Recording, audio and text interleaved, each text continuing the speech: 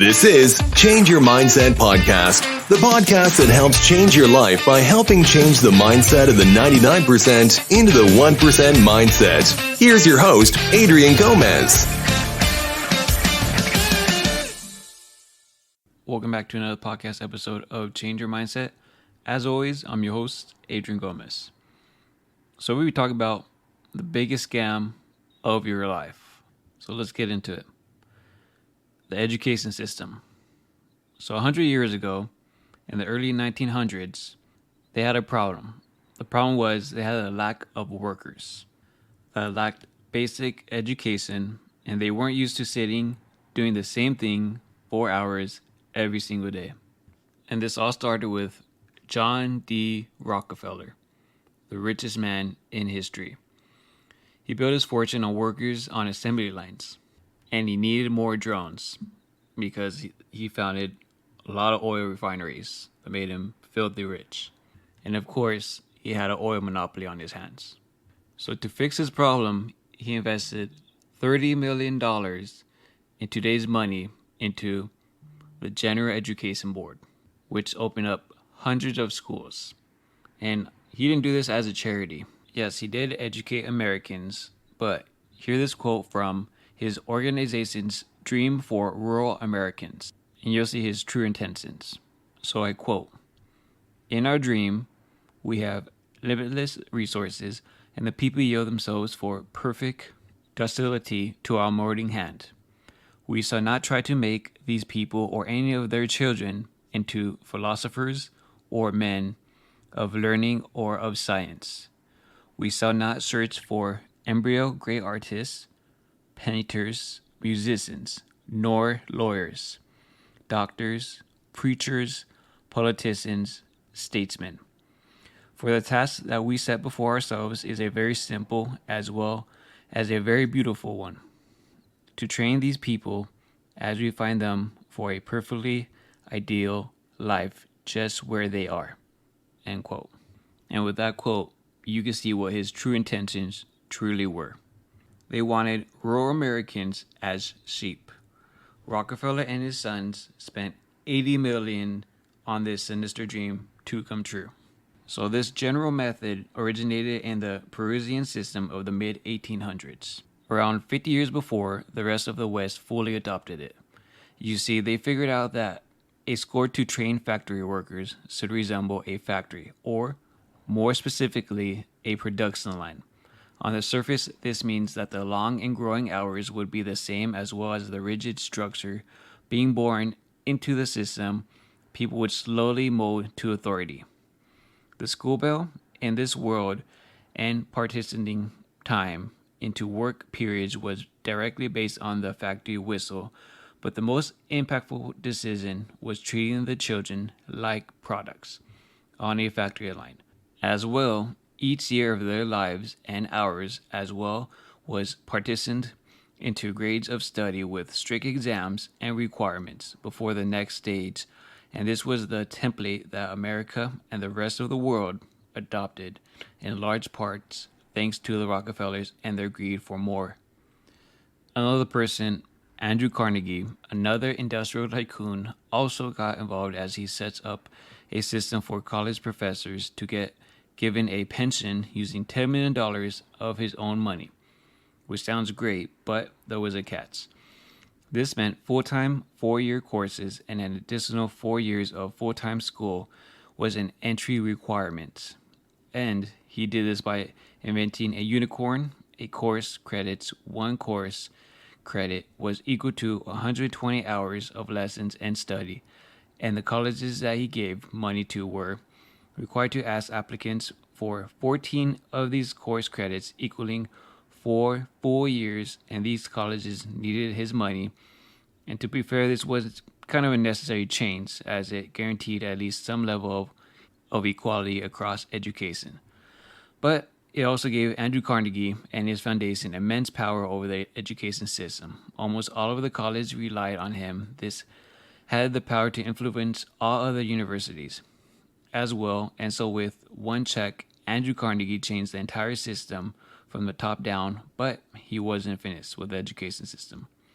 Carnegie saw industry in his fortune resting with three pillars: income, labor, and ability. He had almost unlimited supply of wealth, and workers he just needed to get them educated enough to work in a factory. So while he funded hundreds and thousands in libraries and improved education for millions, it wasn't really all just for a noble cause like the Rockefellers. He wanted workers, not thinkers. He even tried to simplify language itself to reach the score. In 1906, Carnegie's spearheaded the creation of the simplified spelling board. They pushed for the changing of over 300 words into simplified versions. Some of these changes included address to addressed, though to though, and surprise to surprise. The reception was lukewarm at best. Even though some of the changes made sense, people found it both funny and annoying that Carnegie thought he could just change the entire English language with a few donations. It only got worse when Carnegie convinced Teddy Roosevelt, the president at the time, to sign an executive order enshrining these new spellings. Just 1 month later, the people were merciless in their mockery, with one newspaper even running a headline, "Nothing escapes Mr. Rogue," about they ordered the simplified spelling force changes from scrapped shortly after, but this wildly out-of-touch project failed. The majority of Carnegie's wishes for the education system were carried out to the letter, but its most enduring change was the credit system. And as the reason we lock kids into classrooms for 8 hours every single day, it doesn't matter if kids aren't actually benefiting from countless hours trapped in stuffy classrooms. The negative health effects of sitting in one place all day is enough to justify change, not even considering how much a stifles the natural development scores are almost in many prisons. But this kind of artificial pressure is particularly toxic to men, as is the vast majority of the current education system. Because instead of learning how to harness and control your natural aggression and testosterone, young boys are then shamed and forced to conform to a generally feminine environment, and any fighting, any creativity, any passion is punished harshly. Even self-defense isn't allowed. You're taught to flee to adults instead of fighting back for yourself, making millions and millions of children just weaker generally. Not to mention, women make up 84% of primary teachers in the US and Western Europe, so lots of these boys at school never really have a male role model in their formative years, which is one of the key reasons why women do generally better at school, which is crazy because even with everything we've learned about children and their well-being, everything we've learned about mental health, everything we know about how the school system fails young children, the system is still exactly the same 100 years later. And the people in power who could change it don't want to. They like the system because it keeps people within the rigid social order, stifling them of any opportunity for awkward movement, while also demasculating young men, reducing the creative spirit and crushing it into the ground, making everyone weak, submissive truths. And that's why the state will continue to underfund it and neglect it in your country, because it still does the job that it was intended for, creating docile workers, not entrepreneurs, not thinkers, not philosophers, not dreamers. They want obedient workers. And this is what the school system creates: employees. And this leads to the next scam. So once you go through the scam of the education system, you go to the next scam of the rat race. The rat race in itself is one of the most toxic scams that I'm going to talk about. In this list, now you often hear the term the rat race being used to sell shady products or multi-level marketing scheme. And there are, of course, a lot of jobs out there that give people a lot of purpose and contentment. However, the rat race that I'm talking about is the rat race shared by almost everyone in society. I'm talking about the rat race that gives your life without freedom, where your time is sold for nothing, where you have just enough to survive the next day in the office, having as much coffee as humanly possible to fix widgets on one course, slaving away like a human robot until the weekend. As the weekend comes, in which you can burn whatever money you have left on drugs, alcohol, and you live like this because what you do provides no meaningful value, and because of this, you were never actually paid anything that gives you freedom. And without any freedom, you were then always stuck with burdens, with debts, with loans, with mortgages, and because of this, you can never escape. You're always in debt to someone, and because you have no money, you're always forced to go back for that weekly paycheck. And it's in this moment that you become part of someone else's agenda with your survival depending on someone above you, someone who sees you as just a statistic.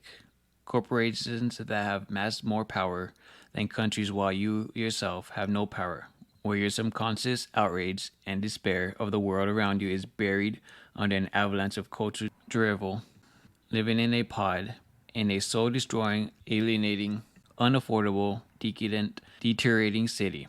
However, on the surface of all of this, you're then told that this is actually normal.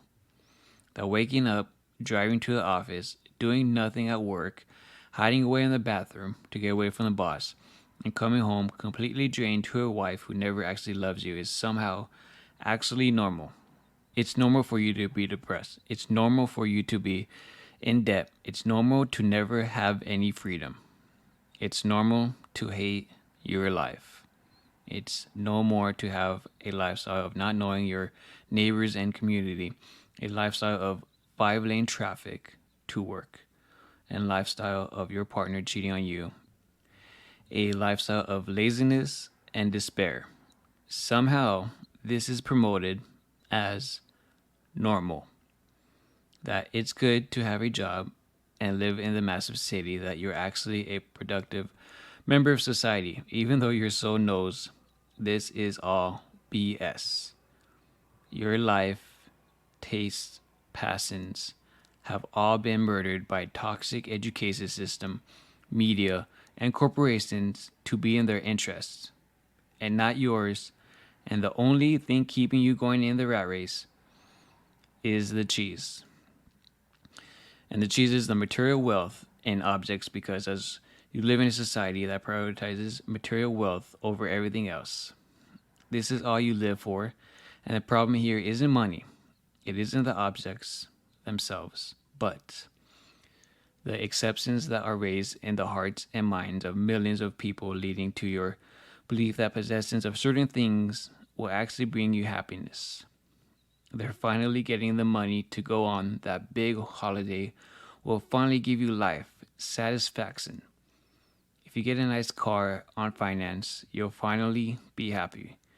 Because our media, our influencers, our role models fuel this mentality, and the result is society that fetishizes objects, placing them above the inner worth of you as an individual. And because of this individual in the rat race is then treated like a meaningless autistic, and this lack of inner worth lets you submit to people above you unless you be treated like trash, while the objects that will give you happiness remain elusive, always never realizing that your imagination and inner wealth holds far more value than any material possession ever could. And the result of all of this is a society of automized individuals addicted to opioids and living in nihilistic hopelessness. And this lack of purpose that comes from the rat race isn't only personal, but is actually manifesting into civilizational malaise, leading to the self-destruction of our culture and society.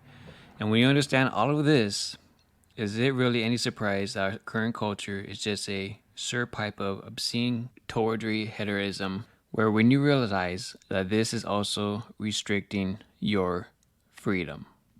That's why I started this podcast, to change your mindset, to change your life. Because clearly we are brainwashed.